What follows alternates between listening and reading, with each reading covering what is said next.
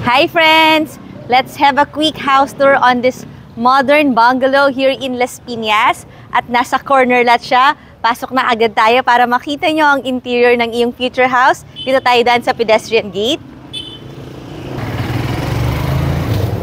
The lot area of this modern bungalow is 236 square meters.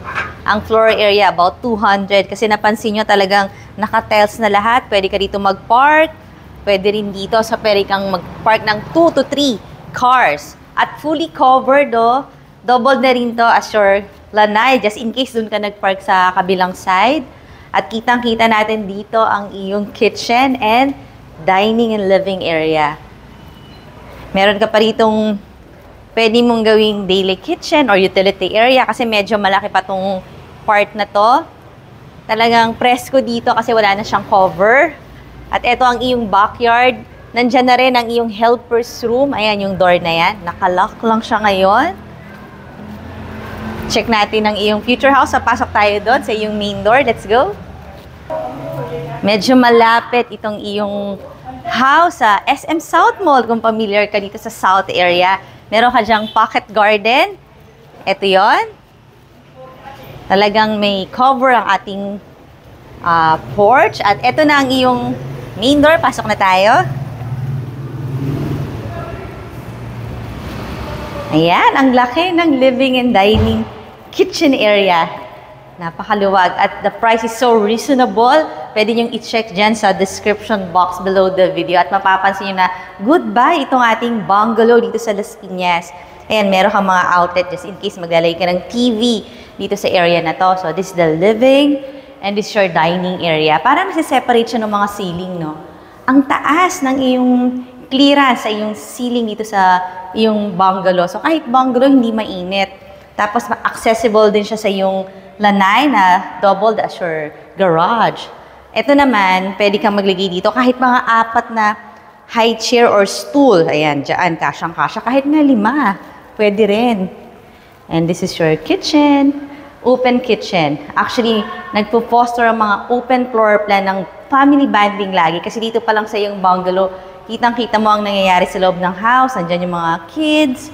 O, diba? Yun ang advantage ng bungalow. Talagang mas close yung family ties kasi kita mo ang mga bata. Kita ka rin nila as you're the mommy or dad. Andito ang iyong double sink. Movable ang iyong faucet.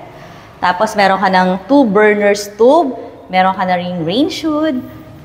Ayan, may mga soft close ka na cabinet. Medyo malaki-laki na rin to. Sizable para sa akin.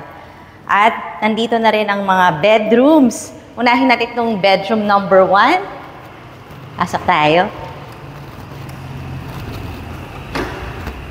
At na-appreciate ko yung high ceiling. As in talagang, ilang kayang feet yan? I think mga 9 feet or more. Tapos ito, meron ka ditong mga outlet. Ito na yung facade ng house, yung nakikita natin sa iyong window. May mga screens na rin, ha? Tapos, meron ka na rin ditong cabinet. Soft close din. Tapos, this is the master bedroom. Meron siyang own bathroom. Ito yon. Meron ng bidet sa iyong water closet. You have your shower. May provision for water heater. Tapos, dito ang iyong bathroom niche.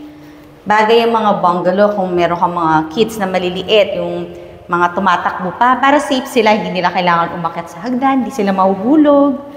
Kaya, functional din ang mga bungalow houses. Or in case meron kang mga kasamang senior, at least ito, maganda rin itong bungalow kasi hindi na rin sila mapapagod umakyat sa second floor. Dahil ito yung mga pwede nilang gawing bedroom. So, another bedroom. O diba, talagang katatapos nitong bahay na to, fresh in the market.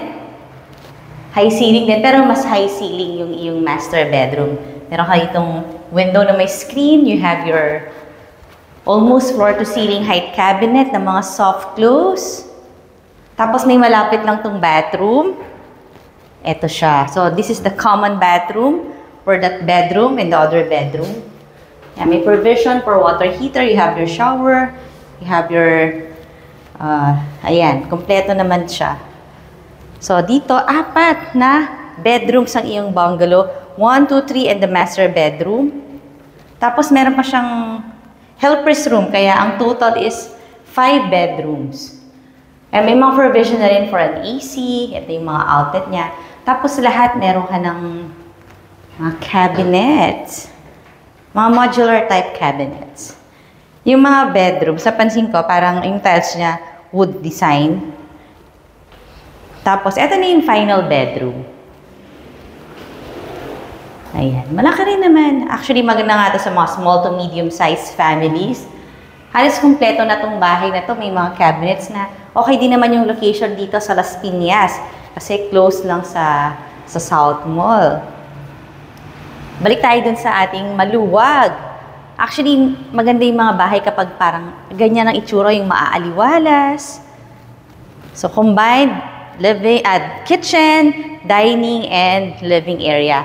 Kaya kung interested ka dito, mga friends, don't forget to subscribe to our channel. At para makita mo yung mga similar houses, nandiyan na rin yung number ko. So, thank you for watching. I'll see you on the next video. Bye!